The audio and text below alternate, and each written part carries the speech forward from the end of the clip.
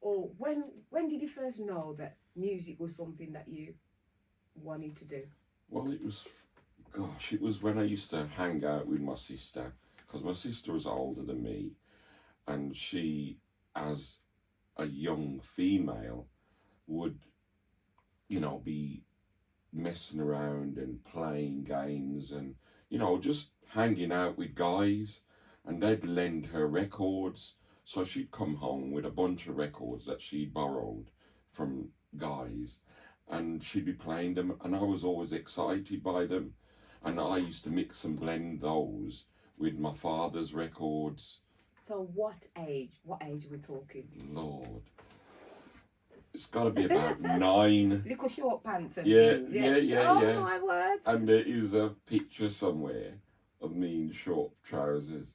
So we're talking like, we know back in the day, we used to have the blue spot. Right? We're talking that type that's of right, thing. yeah. So as it is in the book, yeah. So you would mix and blend her tunes with your dad's. Yeah. And then that made you think, what, I want to be a producer, or I want to play music. I just wanted to go upstairs into my own room and play them from a cassette recorder that I'd recorded them from downstairs. Oh, right, okay. So I could play them at night when everybody gone to bed. Okay. And then from there, where did you go next? Well, Duke Wally, because from there it was Duke Wally, and at school we used to always be playing records. Tony used to have Tony Bailey. Tony, so you went to school where? What school? Lee Mason School. Okay, and so Tony is Tony Bailey, for better known to some as Tony Roots, the DJ on Sting FM previously and New Style Radio, yeah. So he was a schoolmate of yours, and then Duke Wally now is a sound system. Yeah, with other mates of mine, really, really tight mates of mine that my dad and my mum knew. So they had access where other people didn't, because my dad didn't want me just going around with other people. So tell me about Duke Wally then. Duke Wally, is it a sound system that you all started together, or was it a sound system that you joined? Tell me about the process of where Duke Wally started. Oh, good one. Duke Wally was a sound system that I joined. I became part of it because my mates were part of it. Okay. And Vincent Gordon, who was the main person, the CEO of that sound system, and Upton, people know him from Wadat Son and so on. Claire Angel's father, for better words. He was the MC on that sound. So it was a quite popular sound, and we played against, some of the other, strong youth sounds in the area, Lord Shirley, Bismarck, Jamazigan, Dalfus, them. And then just for the purposes that people know, the MCs back then are probably not like the MCs now. So what kind of thing would the MCs be doing on the sound? Just doing what somebody like you, Roy, would do, or I, Roy, would do. So we would call it toasting. Yeah, so yeah. Kind of, yeah. Yeah. So Upton was the toaster, and he also used to toast for Duke Alloy as well. Oh, right, okay. So he had form. He was good at what he did. So where did you come in then? I came in as a box boy. Oh, right, that's right. That's starting at the bottom. Yeah, box boy. Carry the boxes. Yeah, man. Because I was pretty strong, so I could carry boxes and that. And I also, from then, I graduated because I had places that I could go in London, because my uncle lived in London. So we went down to London, and that's where I met some of the older heads, the legends of sound system, Lady Cox. Yeah, that's it. I was going to say, drop some names. Lady Cox and Festus, Blacker Dread, Bakey Dread, Natty from Frontline International, Beris Bassa from Mombasa Sound. You know what I mean? And if you're talking about Mombasa sound, part Sofra sound, was before Mombasa. Okay. So you had people like Bagajan, Sofra sound. You had people like Dennis Bovell, software So you were among all those legends. You got to meet at the them. time. Yes, okay. And yeah, so then I learnt about dub plates. I learnt about how to buy dub plate, over mixed dub plate, how the whole process works. Because them are legends. I was learning a lot. I was like a sponge, and they kind of liked me. They respected me. You know what I mean? So you started from the bottom in a box boy. You get all this knowledge and everything. You come away. So did you actually play a sound at all? Yeah, I made my own sound system, GT600. Okay. And in making your sound, what do you mean? What do you mean in making your sound? You have to explain, because remember, the people don't know. Right. You have to explain to us from the start. So you made a sound. What does it entail? What does it comprise? Well, the main source, the linchpin for a sound, is the amplifier, the amplification.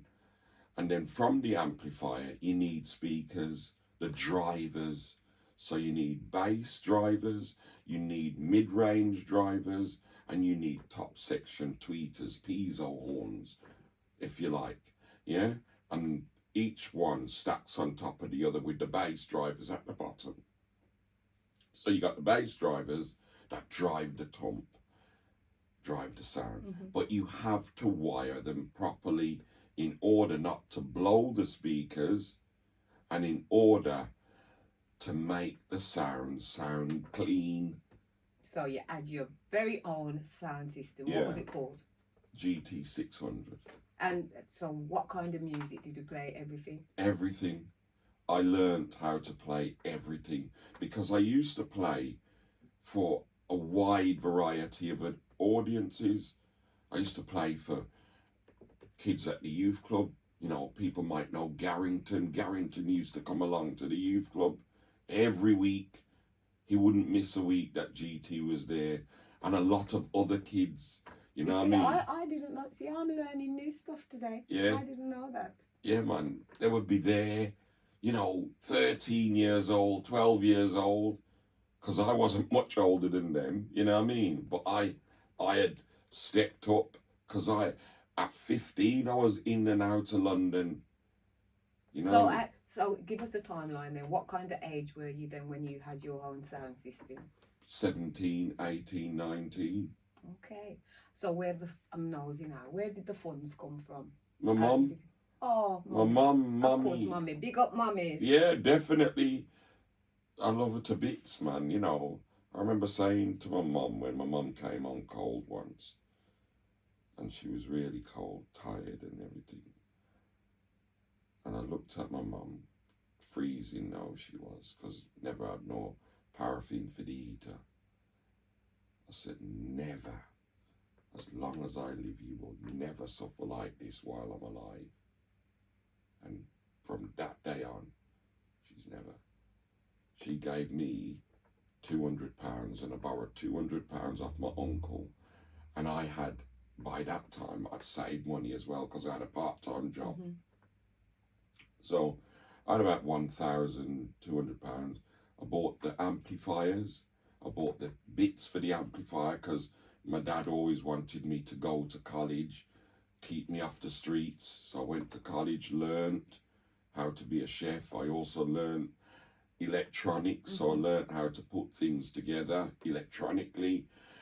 And I used all that skill, and I was good at woodwork from school. Arts Dennis Hamilton, he'll tell you. I was good at woodwork, good at technical drawing, good at metal work. So I was able to put these things together in a really professional way. You know what I mean? And I got that together, and I had a system whereby I had 1,000 watts. Oh, wow. So that's just for bass drivers. And then I had 200 watts that ran my top section and mid section. And I had a crossover system that separated it all. So how many years were you on the road for then? And what was your sound called as well? Well, the sound was called GT600. Oh, right, okay. Yeah, and I was on the road. Back from then, let's go back. Where's the GT come from? Grantley. Because your name's Grantley Haynes. Yeah, yes. Grantley and Tony Roots. So Grantley and Tony, and 600 watts worth of power at the time. You see, I always thought it was the G for the start of your name and the T in there as well. Grantley. Yeah. Okay, so I learned another thing there. So what happened is when Tony left, because Tony went on to become a club DJ, and he did quite well. So I didn't feel away really. I saw it as brilliant. You know what I mean? You're doing well. I've now got to step up, because Tony was the person that held the mic. So there was a big void. So I said, "Nah, if anybody knows me, nothing's gonna stop me from doing what I want to do." So I became able to talk on the mic, and I spoke for the mic the way that I would normally have to address the audiences. Because at one time I had 3 residencies. I had the Crompton pub, I had the Strathallan Hotel, and I had Ernest Mason's Boys Club every week. So I had the money coming in to buy records. I had the wherewithal to do whatever I wanted to do, but I had to talk to the audience. So my voice was trained, right, Eurocentrically rather than, patois or, otherwise. So I learned how to do that, and that's what I do now. So if I go on the mic at the Onyx Bar, I'm going to be talking like I'm talking now. I'll probably switch into, a bit of patois here and there, but in general, I'll be talking like I am now, like I normally do. So that's where it came from. That whole process is where it came from, until the one dance I did, I met Pato, or I always knew Pato because he used to go out with my sister. So I knew Pato. Peter Spence was with a sound called Warrior Sound, and he was with a group called The Experts with Paul Horton, and I'm not sure, but part of Silicon Squad. Okay. And he was part of that, but in its early stages when he was at school. So what made you then decide, all right, I play music, I'm loving this now, I want to produce. Right. I want to do my own thing. I want to... Really good idea. I'd become successful at management. I stumbled into it. I was going to say, how did you start then? Well, when I used to work in London as a chef, I became an assistant head chef at British Telecom. Right, and I was working there. So to kill time over the weekend and to enjoy myself, I started to venture out again, met up with people like Black Dread and so on. And this new sound was coming to the notoriety of everybody, about the time of Diamonds, Girl's Best Friend, and, Sovereign Zone and all them, so on, Saxon International.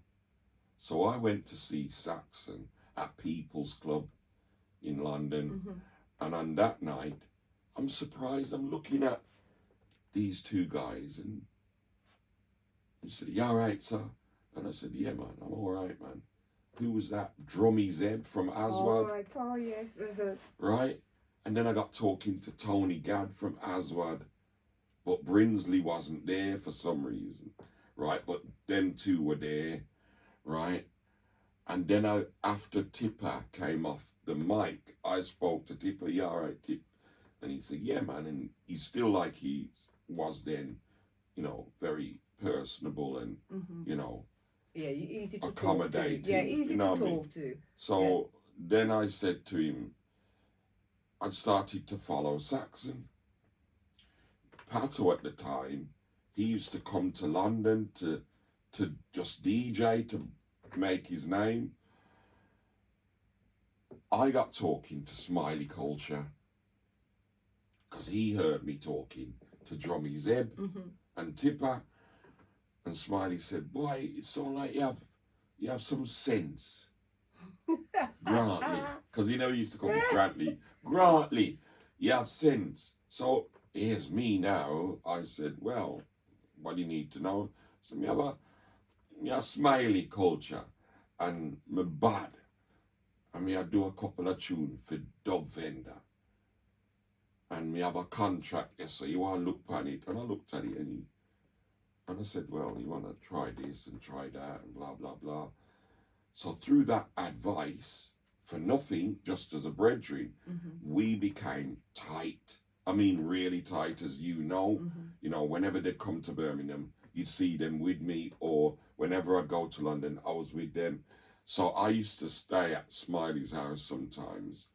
And once when I was there, Maxie came, and Maxie was just singing, because there was this Studio One album running in the background.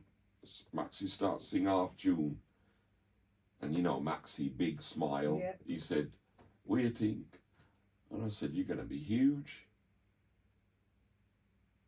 About So 4 weeks later, done. Yes. about 4 weeks later, there was a big dance that John had organised with Steve Walsh and David Rodigan at the time at the Lyceum. Pato, unbeknownst to me at the time, had done It Ain't What You Do, It's the Way That You Do It, and the boss for John. And I said, me surprised now for see Pato backstage at the Lyceum, call me come with Smiley. And he said to Pato, when you're ready, when you go on, he said, I've been on. I said, how was it? He said, it's all right, man. Just as he said that, they looked at Smiley and they said, Smiley, come on, man, because, you know, we want you to go on. Smiley said, no, my turn. Me not go on so early. And so said, so done. So they said, we got space. And I said, Pato, go on and do Hello Tosh. He said, you're mad, that's a stupid song. I said to him, go on and do Hello Tosh. He said, on what rhythm? I said, the Blood Fire Posse rhythm. He said, it could work, you know. I said, go on and do it. If I'm the only one jumping up and down, I'll embarrass myself. Look me there with Smiley and, you know, the whole crew, and me no say me not embarrass myself. So done. Pato, come on. Remember the chaplain? Yes. Pato's. Hello, Tosh, Yeah. tishy, ba. I remember it. Smashing. That Yes. Rodigan lift up the tune about 6 times, 7 times. Can't finish the tune. That's when Pato broke. We moved really fast. Came back to Birmingham after doing a Tony Williams interview in London. Came back to Birmingham, got with Ranking Roger, went into the studio. At the time, had you already started being a producer then? No. I was just somebody who would have ideas. And I didn't know that ideas meant that you could produce. Okay. So I was still in the background, but somebody who had ideas that people found really interesting. So you're saying Pato was ready to bust at that time then? So then... No, he wasn't ready to bust. After he went on at the Lyceum and lift up the place, John McGilvery from Dub Vendor said, I want that tune, Pato. I said, hold on, man. Don't give me the tune yet, man. So we came back to Birmingham. We were speaking to Don Christie. Don Christie gave us £1,000 to do the record, and that's why the tune was on Don Christie's record label. Yes. Right? So that tune, Don Christie said, guys, you guys have done it all. You know what I mean? You've made it happen. All I want is my £1,000 back and the chance to sell the records that I want to sell.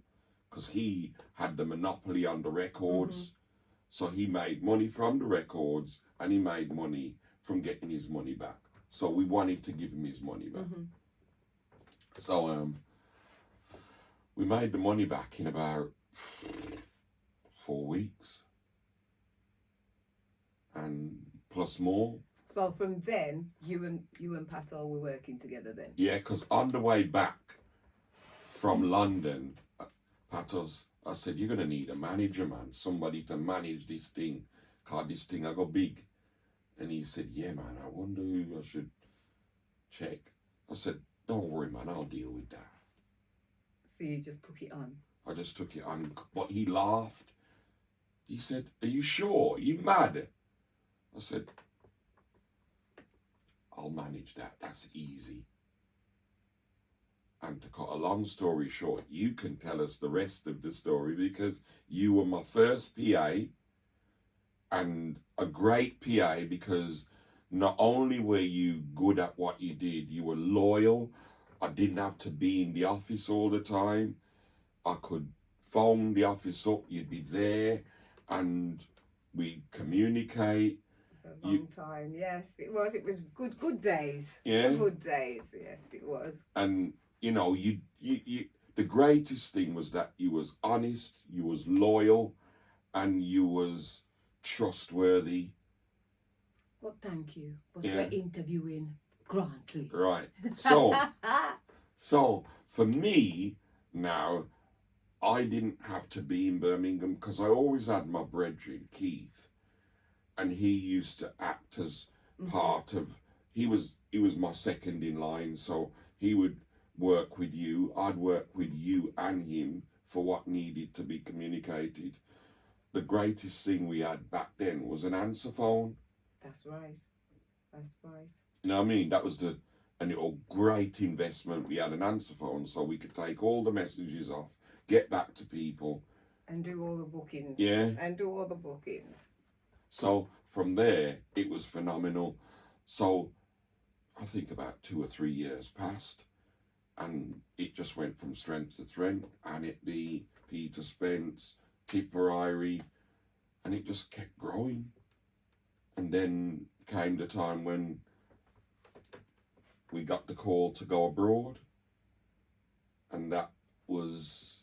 So in total, then, how many artists would you say that you've managed at one time? I think about 4 at one time. And would you only do reggae or different genres? Well, Tell us a bit about the acts that you've been managing of late. Well, if you can tell us. Good. Well, I can. You can. Okay, good. Right. So you got people like Miss Aaliyah, Lucy Tennyson, J Beats, and others. And because I wanted to promote them, I put the record together and I came up with the idea of My Boys Beats. And My Boys Beats started again with Major Popular and James Crosdale.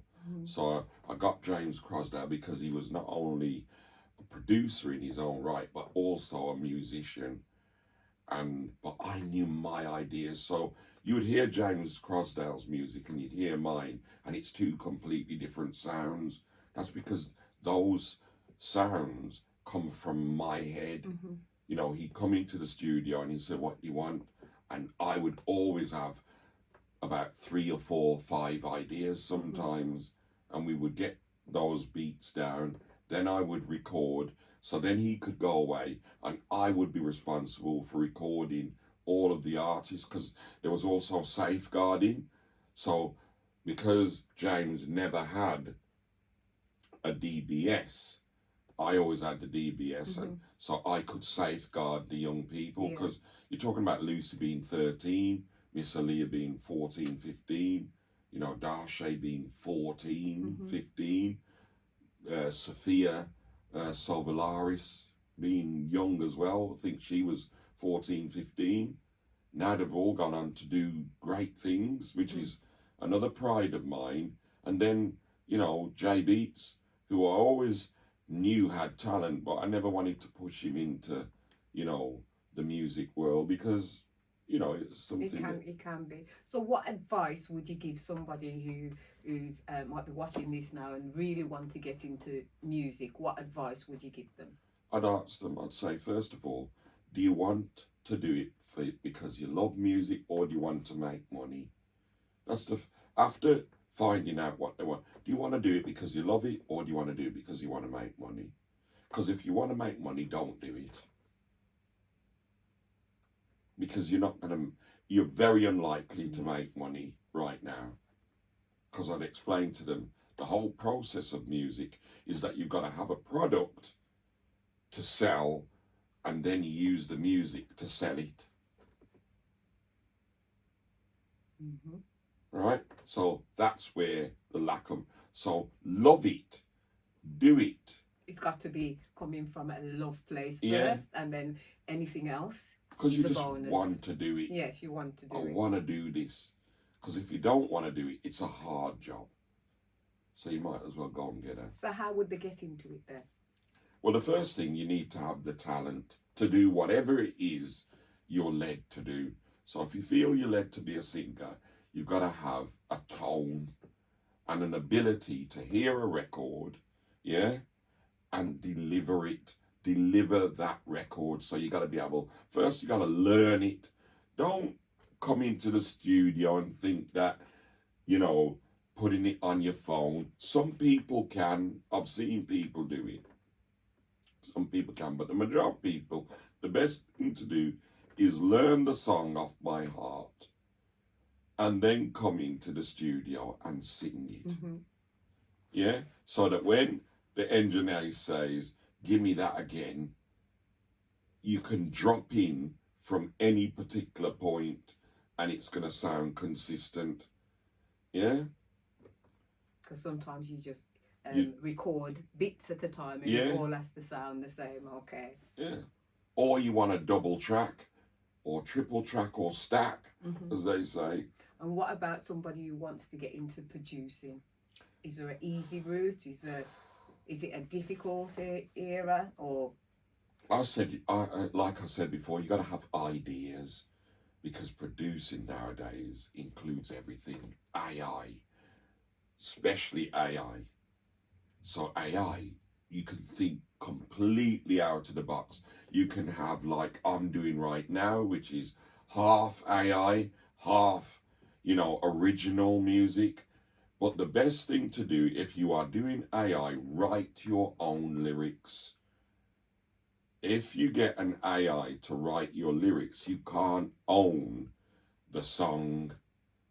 So you can't copyright the song as yours. You've got to have the human element within the AI process to be able to own the copyright and own the song. Very important if you want to make money. You hear?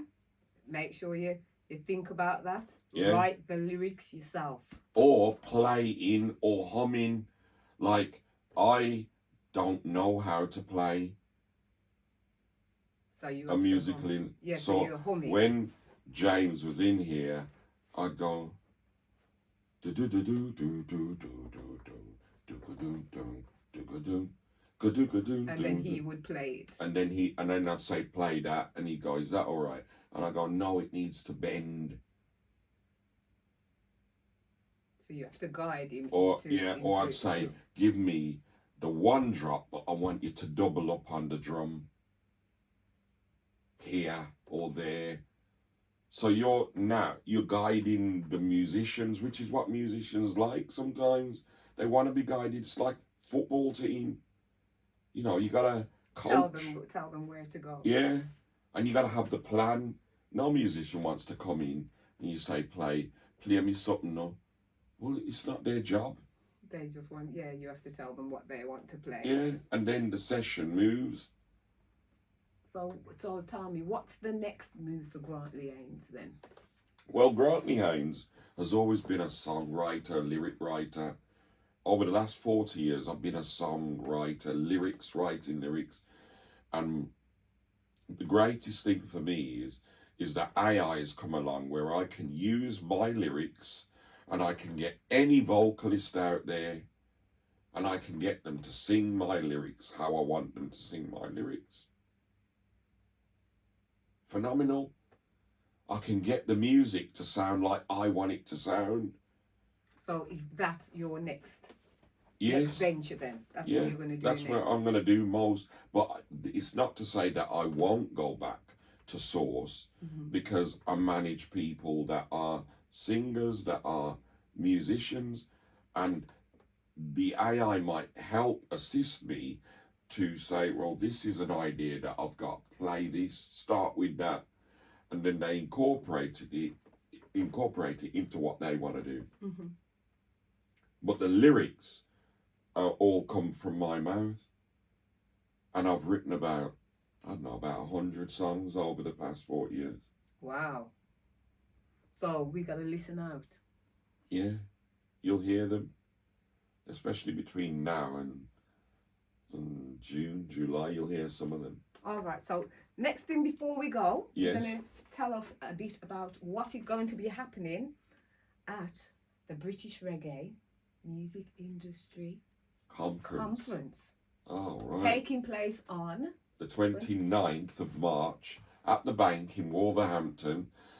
People will know this because it's been promoted in London. It's been promoted on the radio, Vibes FM. It's been promoted on Wolverhampton, Skyline. It's been promoted on Sting, Hot 92, and people like our Bev here. Yeah, so everybody will know about it within the next 2 weeks. Who doesn't know will know. And I'm hoping to cover a number of different topics, in particular, and I'm saying this because it is true, in particular, how women can get into the music industry, the reggae music industry, and how young people can get into the music industry, the reggae music industry. Because if we don't start doing that, we're going to have a problem with how we influence reggae the way we might want to, in the future. So what we're talking about now is legacy, what we do with this, all of the time since Windrush to now. We want to now embrace this and give our children, our grandchildren, and beyond something that they can say, that's what my grandma or my mother or my great-grandma did in years to come. There's going to be something written. There's going to be something that people can see on, on videos and so on. A legacy. It's got to be, because if we leave nothing, it's our fault. We're to blame. And I don't want to go down like that. Okay. So make sure you come out and support. Yeah. And it's going to be where again, did you say? The bank, 9 Litchfield Street, Wolverhampton. You can't miss it. Okay. It's in the city centre. Well, what have we got? Tell us a bit of what we got on the day. Well, on the day, we're going to have 3 workshops that cover every aspect of reggae music and every aspect of the music industry. So we're talking about management, we're talking about production, we're talking about sound systems, we're talking about, the business of promotion, the business of contracts, the business of how you move from one place to the next. And you'll be able to see some of these people in the audience, so you'll be able to talk to them in a similar way that I was able to talk to them when I was coming through the business. Okay. So that is great, and I just have to say it's been great talking to you, Grantley, in Laid Back but Serious with Grantley Haynes. Thank you. Thank you. Super host, interviewer. Thank you.